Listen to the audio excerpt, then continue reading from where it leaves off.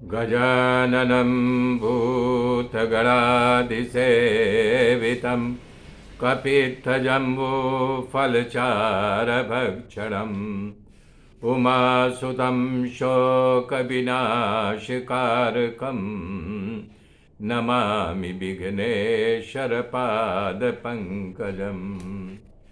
गुरुर्ब्रह्मा गुरुर्विष्णु गुरुदेव महेश्वर गुरु साक्षात् परब्रह्म तस्मै श्री गुरुवे नमः। तस्मै श्री गुरुवे नमः। या कुन्देन्दुतुषारहारधवला या शुभ्रवस्त्रावृता या वीणावरदण्डमण्डितकरा या श्वेतपद्मासना या ब्रह्माच्युतशङ्कर पवित्रभिर्देवैः सदा वन्दिता सा मां पातु सरस्वती भगवती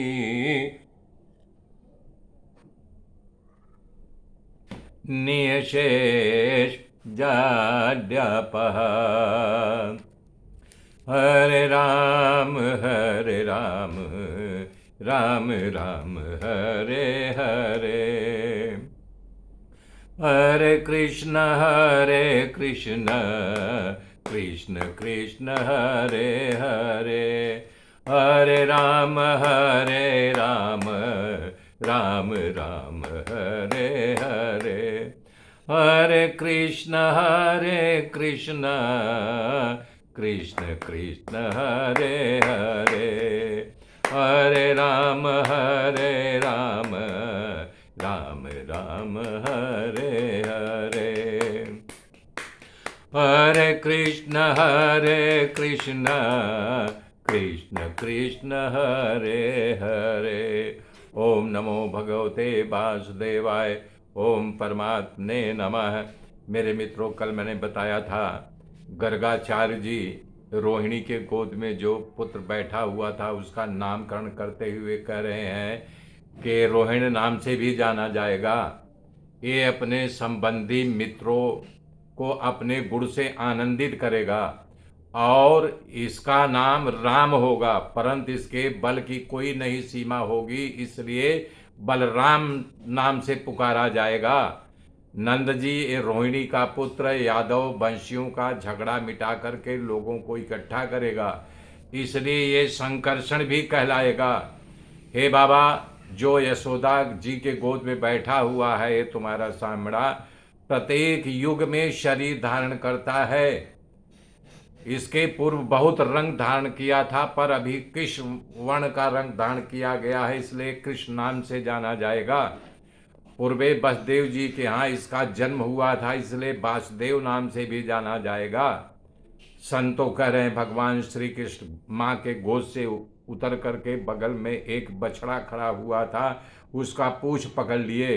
तब गर्गाचार्य जी ने कहा बस पृच्छावलंबनम, बछड़े का पूंछ पकड़ करके उठने वाला तुम्हारे इस बालक का अनेक रूप होंगे, अनेक गुण कर्म के अनुसार अनेक नाम होगा।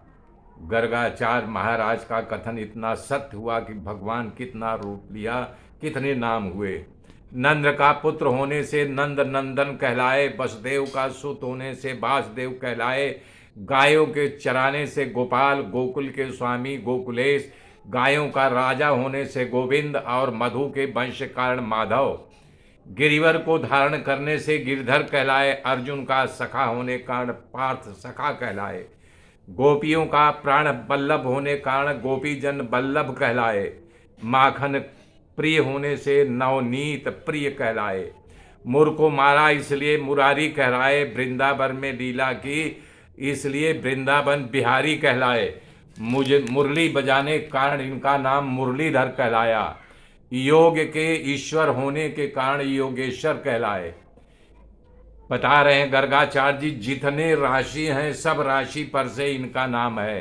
पहला मेष, मेष में लाला, अलई मतलब लाला, वृषभ ब बऊ वासुदेव, मिथुन से घनश्याम क छ, कर्क से डह हरि, सिंह से माधव, कन्या से पूर्ण पुरुषोत्तम, तुला से रमापति, वृश्चिक से योगेश्वर, धनु से भूधर, मकर से जगदीश, कुंभ से गोविंद और मीन से दीनदयाल, इन सब राशियों का भगवान का नाम है। तब नंद जी गर्गाचार्य से कहा, बाबा आप मेरे कृष्ण का भाग्य का कथन करो। गर्गाचार्य जी ने भविष्य करने लगे, बोले हे नंद जी, तुम लोगों का कल्याण करने वाला ये है, बहुत बड़े बड़े दुखों के पहाड़ को इसके जरिए आप लोग पार कर जाओगे। ये तो लोगों को प्रेम देने के लिए प्रकट हुआ है, इसके प्रेम करने वाले अंतर और बाहर के सारे शत्रु पराजित हो जाएंगे।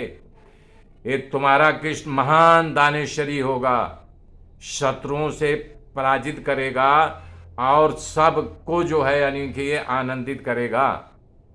तुम्हारा गुण, इसके पुत्र, तुम्हारे पुत्र का गुण, सौंदर्य और संपत्ति, प्रभाव, कीर्ति देखने के बाद साक्षात नारायण के समान लग रहा है, इसलिए तुम लोग इसकी रक्षा करना। ऐसा कह करके नंद बाबा के भाग की सराहना की, बोले अब मुझे अनुमति दो। ये सब सुन करके नंद बाबा यशोदा के आंख में आंसू आ गया। तब यशोदा माँ करती है कि बाबा आज आप हमारे पुत्र का नामकरण किया है, इसलिए हमारे यहाँ खा के जाओ। तो गर्गाचार्य बोलते हैं मैं किसी के यहाँ भोजन नहीं करता। बोले नहीं, आप ब्राह्मण हो, हम लोगों की ब्रह्म भोजन का लाभ मिलेगा, हमारे यहाँ खा लेंगे तो हमें तृप्ति होगी, हमारी आत्मा को सुखी होगी हमारी आत्मा। तब बोले कि देखो मैं स्वयं पाकी हूँ, किसी के हाथ का खाता नहीं, स्वयं बनाता हूँ। तब माता यशोदा ने कहा ठीक है, हम सब इंतजाम कर रहे हैं, आप खुद बनाओ खाओ, सब व्यवस्था कर दे रही हूँ। माता जी का आग्रह दे करके गर्गाचार्य जी ने उसकी बात को स्वीकार कर लिया। तब महाराज की आज्ञा मिली। यशोदा ने पूछा क्या खाओगे? तब बाबा ने कहा कि मैं खीर, मुझे खूब पसंद है, मैं खीर खाऊंगा, तो वही बनाऊंगा। माता जी ने तुरंत सीधा सामान सब दिया। महाराज ने दर्भ और यमुना का जल मंगाया, वो भी ग्वाल ले आए। तो 3 पत्थर रख करके उनको चूल्हा बना करके तपेली में खीर पकाना शुरू कर दिया।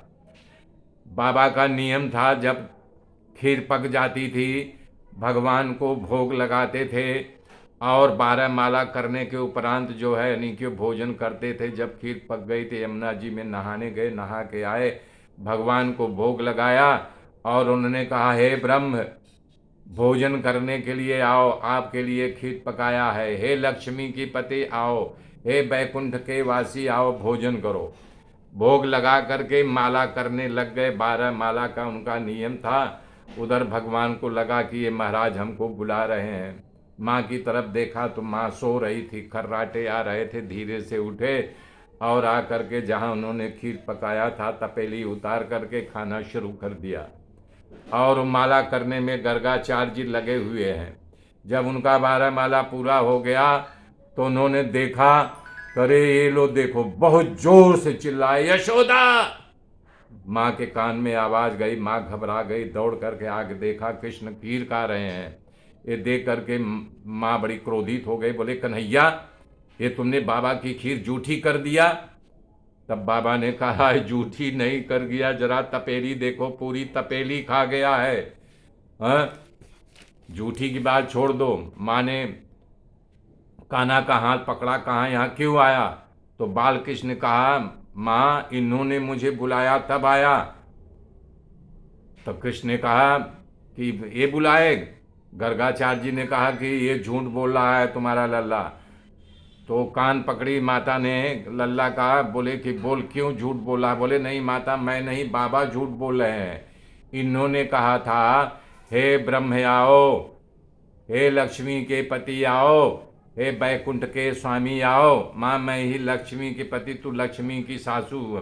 माता जब ऐसा सुना तो उनका कान ऐंठ करके बोले चल लक्ष्मी के सासू वाले, महाराज आप जाने दो, माफ़ कर दो, बालक है, क्षमा कर दो, फिर से आप यानी खीर पकाओ, बिना खाए मैं जाने नहीं दूंगी, हमने प्रतिज्ञा लिया है, हमें पाप लगेगा, इस बालक को क्षमा कर दो, कुछ कहना नहीं।